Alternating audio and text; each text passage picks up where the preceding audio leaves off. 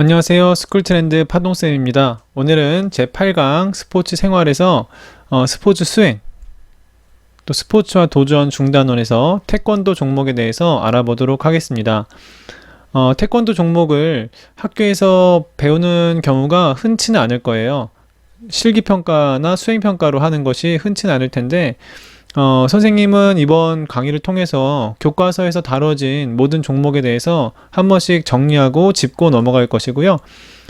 이런 과정을 통해서 우리가 할 수 있는 수행 과제들을 한번 발굴해보고 학교 수업에서 또 실제로 적용해봐도 좋겠고 평가 점수에 들어가지 않더라도 간단한 활동 정도를 해보면 좋겠고, 그 다음 태권도에 대한 지식을 여러분이 알므로써 학교에서는 서논술형 평가랑 연계해서 진행을 할 거거든요. 그래서 종목을 실기 수업 시간에 배우지 않았다고 해서 그렇게 끝나는 게 아니라 이 교과서에 있는 내용들을 한번 살펴보고 여러분이 최소한 태권도에 대해서 정말 요만큼은 알아야 된다라고 하는 부분에 대해서만큼은 평가를 볼 계획이니까요. 같이 좀 따라와 주시면 고맙겠습니다. 자, 우리 스포츠와 도전 이 중단원에서는 학습 목표를 계속 같이 해서 가고 있어요. 그래서 이번 시간도 태권도에 대한 종목을 알아보겠지만 스포츠 활동에 대한 도전 계획을 수립하고, 태권도를 봤을 때 여러분이 어떤 도전 계획을 수립할 수 있는지 각자 다르겠지만 생각해 보자는 것이죠. 그 다음 스포츠 도전 상황에서 목적한 성취를 위해 인내하고 지속적으로 수련할 수 있는 실천 의지를 함양해 보자. 그래서 태권도도 마찬가지로 뭐 점수 기록원이 되었든 심판이 되었든 아니면 정말 선수가 되었든 아니면 품새에 도전하든 어떤 도전 과제를 여러분이 스스로 정해서 해낼 수 있도록 노력하는 그런 상상을 일단 해보는 것이 이번 시간에 학습 목표라고 해볼 수 있겠어요. 자, 먼저 태권도에 대해서 알아보도록 하겠습니다. 태권도는 우리나라 고유의 전통 무예인 것은 여러분 많이 알고 있으시죠? 그래서 이런 무예인데 정말 이렇게 상대를 쓰러뜨리거나 자신의 힘을 과시하기 위한 것이 아니라 자기 자신에 대한 수련 활동을 하는 것으로 이 태권도가 중요한 역할을 하고 있고, 태권도를 배운 사람이라면 인성이 훌륭할 것이라고 선생님은 생각을 하고, 또 그래야지만이 제대로 배웠다고 우리가 표현할 수가 있을 것 같아요. 이렇게 어떤 무예를 통해서 절제하는 것, 그 다음에 힘과 기술을 기르는 것은 그 인내심뿐만 아니라 많은 노력들, 그리고 자기 통제, 이런 것들이 수반되어야 하기 때문에 그럴 것이라고 생각을 하고요. 이런 가치를 인정을 받아서 2000년 시드니 올림픽 때부터 정식 올림픽 종목으로 채택되어서 지금도 많은 전 세계의 사람들이 태권도를 수련하고 또 태권도 대회를 준비하고 있습니다. 태권도의 경기 방법과 규칙에 대해서 간략히 살펴보면요. 경기 방식은 체급별로 나누어서 경기를 하는 남녀 개인전과 남녀 체급별 5명제와 무제한 5명제로 진행하는 단체전이 있습니다.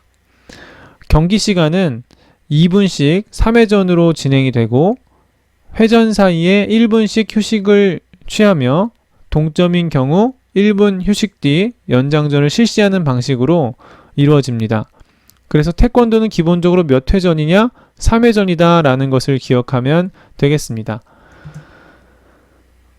자, 경기 진행 방법은 경기 시작 30분 전부터 3회 호출하며 세 번째 호출에도 출전하지 않으면 대전 포기로 관주를 하게 되고요. 매 회전 주심의 시작으로 개시되고 그만으로 종료됩니다. 태권도는 우리나라의 전통 무예이기 때문에 이 심판 용어도 모두 한글로 되어 있고, 전 세계 대회를 진행하더라도 한글로 이렇게 한국어로 이렇게 진행을 하게 됩니다. 그럴 때 정말 자부심을 느낄 수 있겠죠. 네, 득점 방식은 1점에 해당되는 점수부터 4점까지 있는데요. 1점은 몸통 부위를 주먹으로 공격하여 성공한 경우, 상대 선수가 2회의 경고 또는 1회의 감점 선언을 받은 경우, 2점은 몸통 부위를 발로 공격하여 성공한 경우, 3점은 몸의 회전을 이용해 몸통 부위를 공격하여 성공한 경우, 그리고 몸이 회전하지는 않았지만 머리 부위를 공격해 성공한 경우가 3점입니다. 4점은 몸의 회전을 이용해 머리 부위를 공격하여 성공한 경우가 4점이 되겠습니다. 자, 태권도 경기 방법과 규칙에서 심판의 수신호 종류와 의미를 알아보겠는데요. 먼저 화면 그대로 이해하시면 되겠고, 순차적으로 경기 시작부터 판정 선언까지 이렇게 쭉 흐름이 있습니다. 경례, 시작, 그만, 계속, 경고, 감점, 판정 선언 등의 수신호가 있는데, 여러분이 어떤 심판법을 혹시 좀 더 관심 있게 연구하고 싶다면 보조 자료를 좀 더 탐색해 보셔야 될 것 같습니다. 일단 경기 영상을 많이 보는 것이 도움이 될 것 같고요. 지금 여기서 경기 영상까지 이렇게 다루기에는 시간적으로 좀 여유가 없기 때문에 좀 스스로 찾아보셨으면 좋겠습니다. 자, 심판 수신호는 여기까지 하고 넘어가고요. 자, 태권도의 경기 방법과 규칙, 허용 기술과 부위는 어디인가? 라는 질문은 손 기술과 발 기술만 허용이 되고, 머리 박치기 이런 거 안 됩니다. 네, 엉덩이로 밀기 이런 거 안 됩니다. 어깨치기 안 됩니다. 손 기술과 발 기술만 허용되며 몸통 호구로 보호할 수 있는 부위의 공격과 발 기술을 이용한 머리 공격만 허용이 됩니다. 이 전자호구라는 것을 차고 있기 때문에 몸통과 머리 쪽에 이 보호 장비가 착용되어 있고, 이 보호 장비가 착용되어 있는 부분을 손기술과 발기술로 이렇게 공격을 해야지만 점수가 인정되는 것이죠. 자, 다음의 사진을 보면서 태권도 겨루기 경기 규칙이 올바르게 적용된 상황을 골라보도록 하겠습니다. 자, 태권도 경기 중 주먹으로 상대의 몸통 부위를 공격하였다. 몇 점이죠? 네, 1점이 되겠죠. 그 다음 태권도 경기 중 공격하는 다리를 손으로 쳐서 방어하였다. 방어를 해도 되겠죠. 맞고만 있을 수는 없죠. 자, 선수들은 마주보고 심판의 어텐션과 바우에 따라 서서 인사를 했다.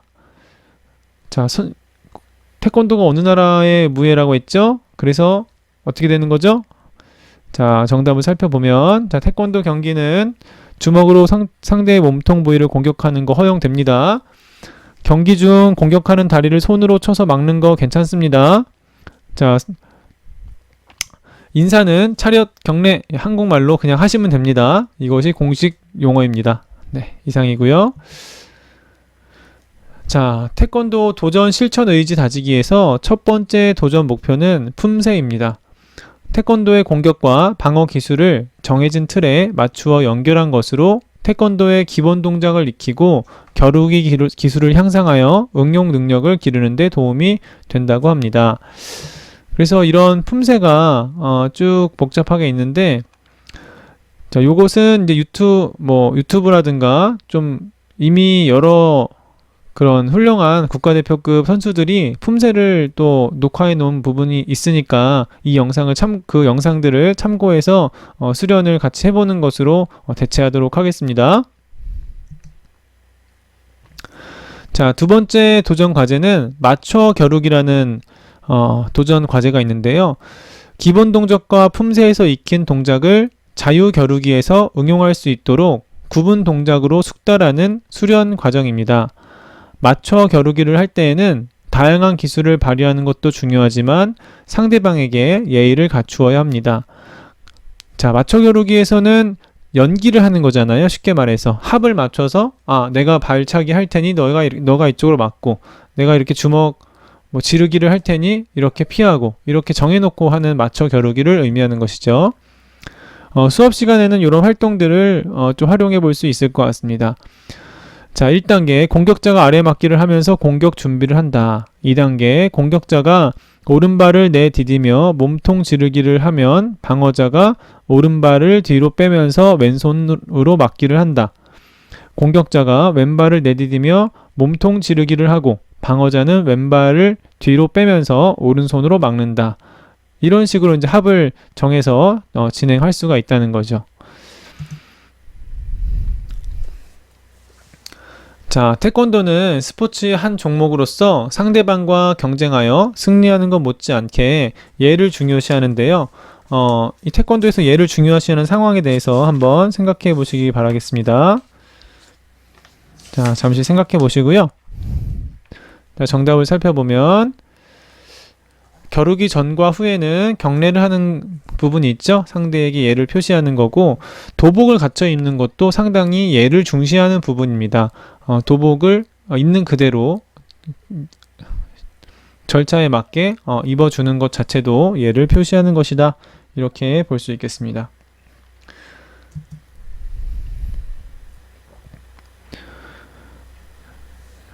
자, 이런 이제 여러 가지 시나리오를 통해서 도전 계획을 세우고 수련을 해볼 수가 있는데요. 맞고 지르기라는 기술인데 상대 팔로 상대방의 공격을 막고 주먹으로 몸통을 공격하는 이 시나리오 맞춰 겨루기에 맞춰서 해볼 수 있는 과제이고요. 맞고 차기도 마찬가지로 상대의 발기술을 막고 상대의 다리 공격을 막음과 동시에 오른발로 공격하는 것. 그래서 이런 것들을 연결해서 동작으로 할 수가 있다는 거죠. 맞고 지르고 맞고 차고 뒤로 물러섰다가 돌려차고 이런 식으로요. 자, 뒤로 물러섰다가 돌려차기는 상대의 돌려차기 공격에 대비하여 뒤로 피했다가 상대의 공격이 끝남과 동시에 상대를 향해 전진하고 상대의 몸통을 왼발로 돌려차기 한다. 이런 합을 가지고 있는 것이고, 돌려차기를 피하며 후려치기에 대한 내용인데요. 상대의 왼발 돌려차기 공격을 피하여 오른쪽으로 회전하고 상대의 얼굴을 향해 오른발을 펴서 뒤 후려차기 한다. 뒤 후려차기 같은 경우는 상당히 고급 기술이기 때문에 오랜 시간 수련하지 않은 학생들은 좀 구사하기가 어려울 것 같고요. 자, 그리고 이 사진상으로만 보면 이제 좀 현실성이 좀 없잖아요. 그래서 우리는 보통 이제 학교에 있다면 이제 풍선 같은 것을 활용할 수 있을 것 같아요. 풍선이나 짐볼 같은 걸 활용해서 적당한 위치에서 주먹 지르기, 옆차기, 돌려차기를 연속으로 해보거나 주먹 지르기, 옆차기, 돌려차기 셋을 묶어서 1회로 기록하는 방식으로 몇 번을 성공하였는가 등등을 체크리스트 정도로 적을 수 있도록 선생님이 안내해 볼 수 있을 것 같아요. 또는 전문적인 도구가 있다면 미트를 활용해서 발차기 연습을 해볼 수 있을 것 같고요. 오른발잡이는 오른발차기가 잘 될 것이고 왼발잡이는 왼발차기가 잘 될 것인데 유연성을 좀 기를 수 있도록 훈련도 하고 양발차기가 될 수 있는지를 확인해 보는 그런 수업도 선생님이 해볼 예정입니다. 자, 호신술. 이게 이제 호신술이라는 것도 굉장한 수련이 필요해요. 그래서 이렇게 책으로 보고서 되겠지 해서 갑자기 되는 건 없습니다. 그죠? 그래서 절대 오해하지 마시고 이런 원리로 자신의 몸을 지킬 수 있는 방어할 수 있는 방법이 있다는 것만 알아두셔야 되고 이거를 뭐 어설프게 이렇게 한다고 해서 이렇게 뭐 상대가 이렇게 제압되거나 그럴 건 아니잖아요. 그죠? 우리가 그 정도까지는 이해를 해주시고, 자, 누군가 뒤에서 껴안았다. 뭐 남녀 불문하고 상대가 등 뒤에서 껴안았을 때 당황하지 않고 팔꿈치를 위로 들어 올려주면서 상대의 가슴을 치고 뒷걸음질 치는 상대의 오른발 등을 밟은 뒤에 발차기를 한다. 그 다음 어떻게 해야 되죠? 뭐 도망가야겠죠. 그죠? 그래서 달리기가 일단 빠른 게 되게 중요하겠고, 그럼 더 좋은 건 뭐죠? 잡히지 않는 거죠. 잡으려고 하면 얼른 잽싸게 피해야죠. 그죠?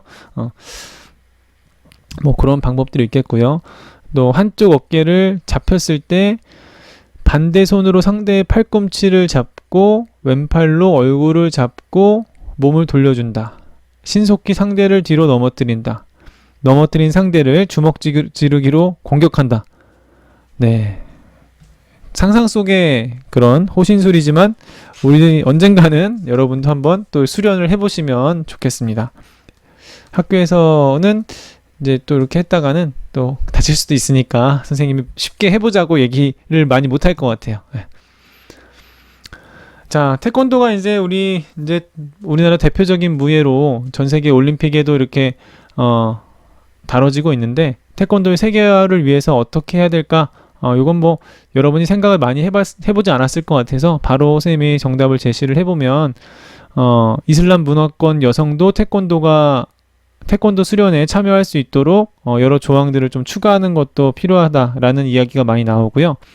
심판의 판정수 시비를 줄일 수 있도록 이제 전자호구를 착용하고 경기를 하고 있는데, 좀 더 관람객의 흥미를 유발시킬 수 있도록 규칙이 좀 변화될 필요가 있다, 이런 목소리들도 많이 나오고 있어요. 태권도가 전자호구로 이제 경기가 진행되다 보니까 전자호구만 차면 되는 거잖아요. 그쵸? 다른 데는 아무리 팔다리는 아무리 세게 공격을 하더라도 점수로 인정이 안 돼서, 어떻게 보면 이렇게 좀 편법적으로 좀 치사하게 경기가 이루어지는 것처럼 보인다라는 의견들이 있습니다. 그래서 그런 부분들을 앞으로 좀 개선을 해 나가야 될 것 같고요.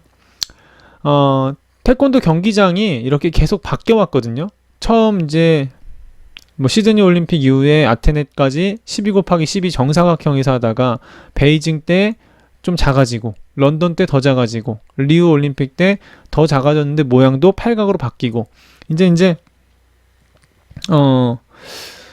정사각형에서 하다 보면 이제 코너가 생기니까, 코너로 이제 자꾸 이제 뒤로 빠지는, 그러니까 공격보다는 수비 위주로 한 대 치고 뒤로 빠져서 시간 보내서 이제 경기에 승리하고, 이런 방식이 이제 많아져서 좀 더 공격적으로 태권도 경기가 이루어져야지만 우리가 태권도 종목이 앞으로 경쟁력이 있다는 판단 하에서 계속 경기장의 크기를 줄이고, 이제 좀 더 원형에 가깝게, 사각에서 원형에 가깝게 팔각으로 모양을 바꾼 것입니다. 네, 그렇게 해서 공격 위주로 경기를 하도록 유도하고 있는 것이죠. 나중에 그 경기 같은 거 보면은 꼭 한번 확인해 보시길 바라겠습니다. 자, 태권도의 경기 상황에서 전략과 전술이 있는데요. 공통적인 전략으로는 상대 선수의 공격을 피해야 되겠고, 득점을 허용하지 않는다. 당연한 얘기죠.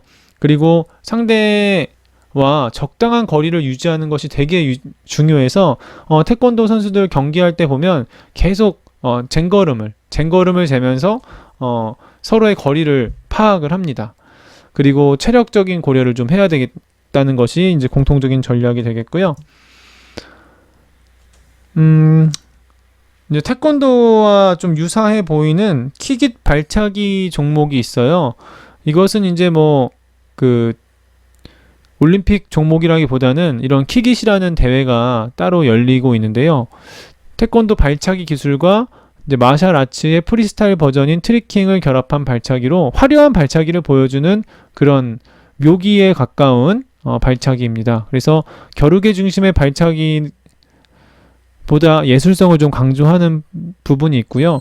공중 회전이나 체조 등의 요소를 결합하고 있고, 개성 있는 발차기 표현을 중요시해서 발차기 능력, 운동 신경, 몸의 협응력, 창의성 등의 항목에서 높은 점수를 받은 선수가 승리하는 그런 경기가 있습니다.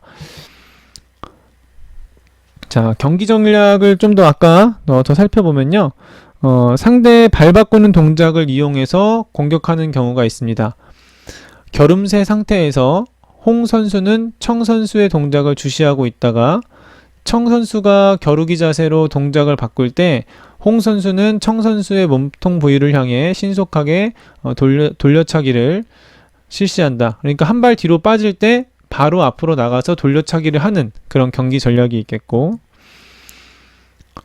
상대의 발 공격을 이끌어내려고 할 때는 왼발을 앞으로 하는 속임 동작을 해서 상대의 돌려차기를 끌어내고, 재빨리 피하고 다시 돌려차기로 되갚아주는 이런 방식의 공격 방식이 있다는 것이고요.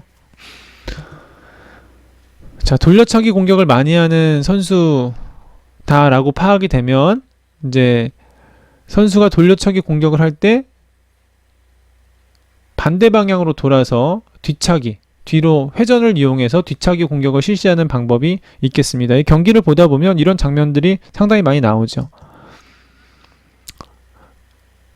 자, 몸통 공격을 많이 하려는 선수가 있으면 돌려차기 공격을 시도할 때 신속하게 뒤로 물러나며 공격을 피하고,